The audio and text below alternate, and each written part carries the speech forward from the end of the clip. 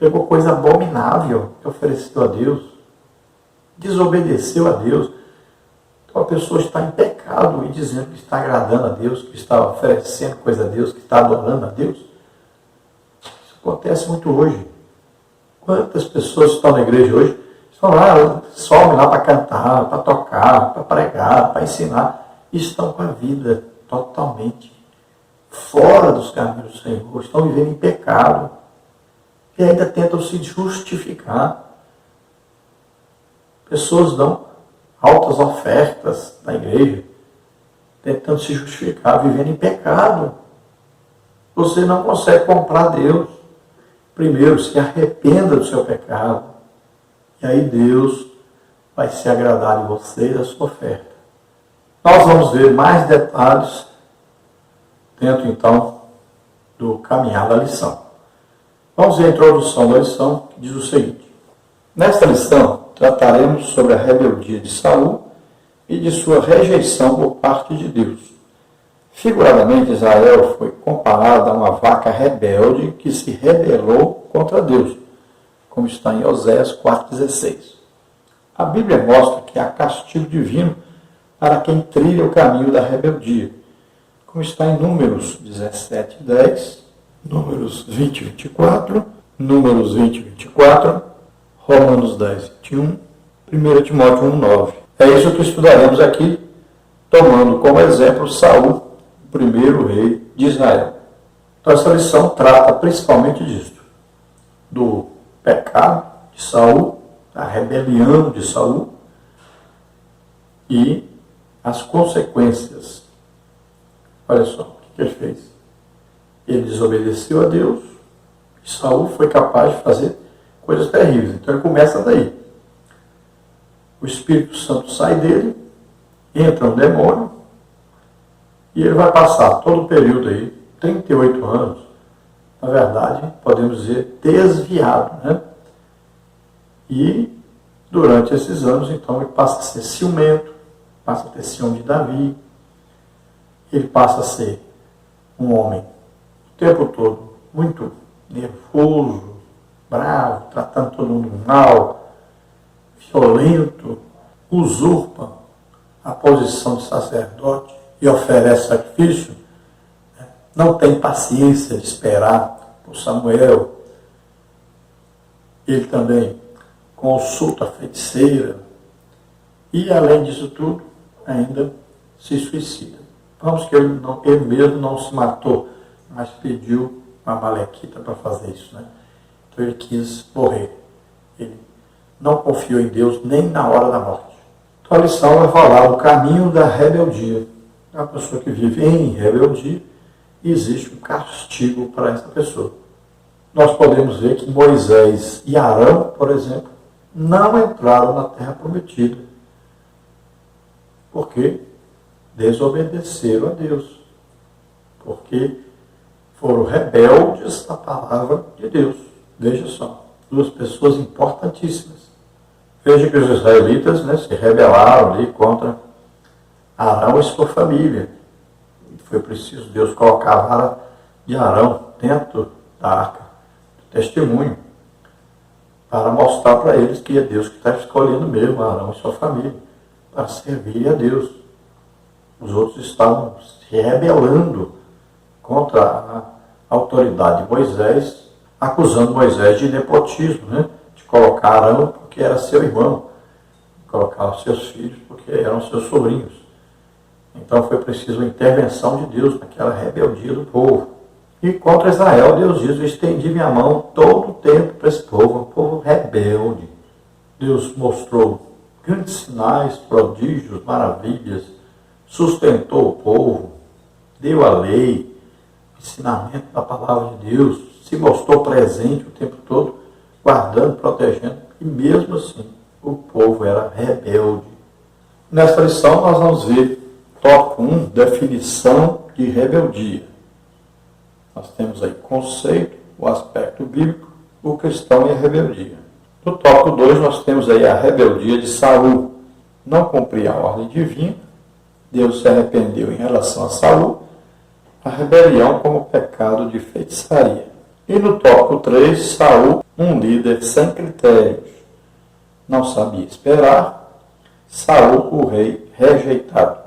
No tópico 1, então, temos aí definição de rebeldia. Subtópico 1, conceito. Subtópico 2, aspecto bíblico. Subtópico 3, o cristão e a rebelião. Subtópico 1, conceito. A rebeldia é caracterizada como um ato de resistência. É opor-se a uma autoridade. Por vezes se trata de uma obstinação em excesso.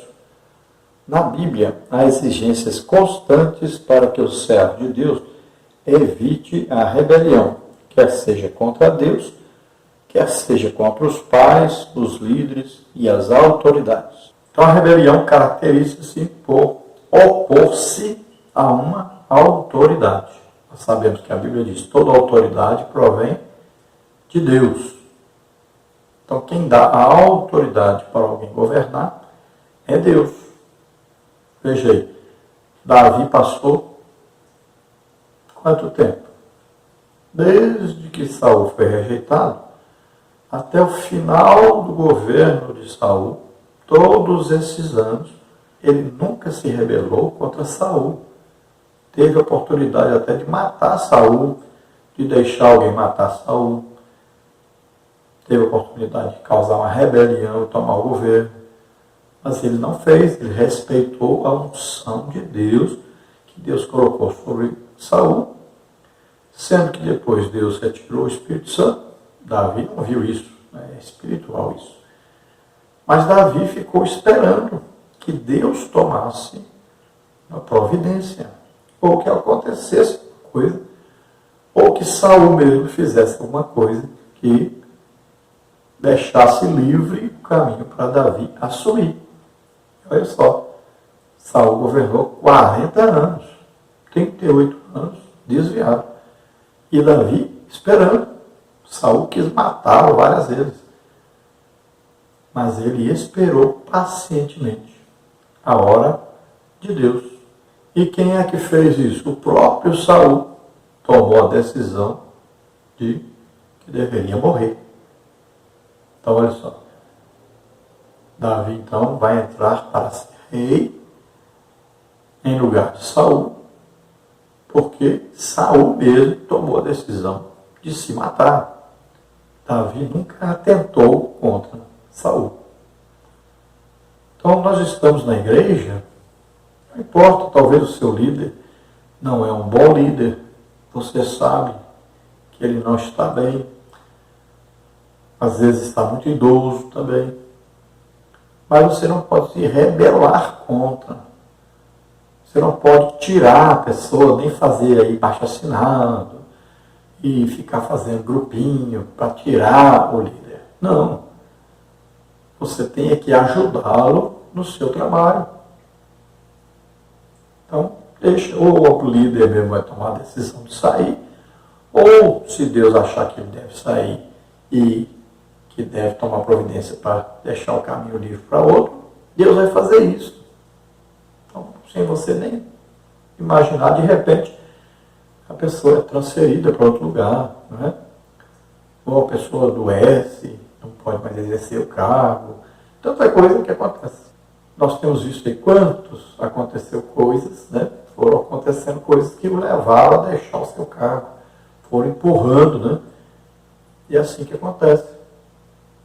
Então veja que a ordem de Deus é que nós não podemos ser rebeldes. Nós não podemos exigir as coisas, fazer as coisas como se nós fôssemos Deus. Isso é feitiçaria. Nós não podemos assumir o lugar de Deus. É só Deus que tem autoridade de colocar e de tirar. Deus tem autoridade sobre a vida. Só Ele dá a vida, só Ele pode tirar. A autoridade que Ele dá, só Ele dá, só Ele pode tirar.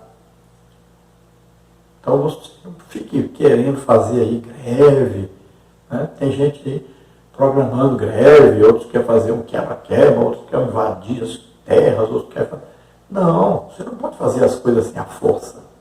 O crente nunca deve estar no meio dessas passeatas, greves, quebra-quebra e tal, querendo exigir alguma coisa, exigir tirar não sei quem, botar não sei quem, fazer não sei o quê. O crente não faz isso. Filho de Deus, ele não está no meio daqueles que se rebelam. Como é que um crente vai se rebelar contra a autoridade que Deus deu? Não tem como. Eu achava assim, uma coisa absurda, mas eu já vi isso na igreja várias vezes. Eu vi Deus fazer tremendas coisas numa igreja que todos estavam exigindo que o líder saísse. E vi Deus salvando muitas almas, fazendo uma obra maravilhosa, curando, batizando, libertando. Porque ao invés de entrar no meio dessa turminha, eu fiz exatamente o contrário. Eu fui orar para o líder, pedir a Deus para abençoar a igreja, fui trabalhar evangelizando, ministrando, ensino, curas, libertação, batismo do Espírito Santo. Vamos evangelizar o bairro. É assim. Então, ao invés de você lutar contra, faça ao contrário. Lute a favor de Deus, da autoridade que Deus deu. Se Deus quiser tirar, ele tira. Se não quiser, é da vontade dele. Então, faça isso. Ajude, sempre esteja abençoando. Sobre o tópico 2, o aspecto bíblico.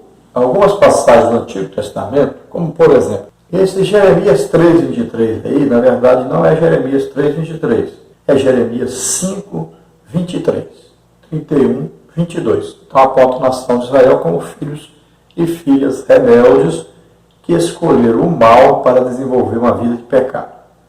No livro de Oséias, Israel é comparado a uma vaca rebelde, Oséias 4:16. Uma linguagem campestre em que o fazendeiro realça a rebeldia do animal. Portanto, o real significado de rebeldia no Antigo Testamento é uma ênfase ao retorno de um servo de Deus às mais horríveis práticas pecaminosas, incluindo também a adoração aos ídolos. O cristão não pode viver na prática da rebeldia, visto que no seu ser há uma nova natureza implantada por Cristo Jesus, como está em 2 Coríntios 5:17 e em 1 de Pedro 1:23.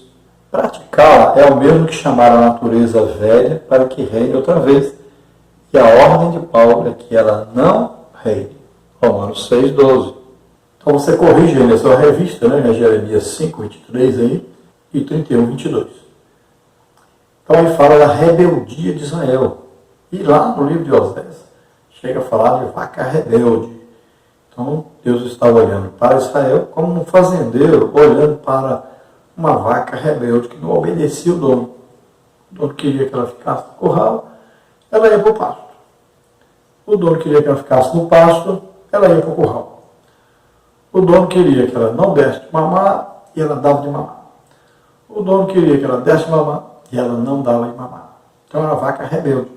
Ela está sempre fazendo o contrário do que o proprietário quer.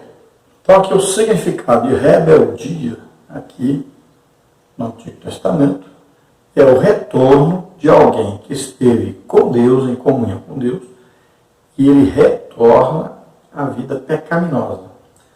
Jesus, ao falar sobre isso, ele diz que a pessoa fica pior do que era antes, porque antes ele tinha um demônio que o atormentava e incentivava a pecar.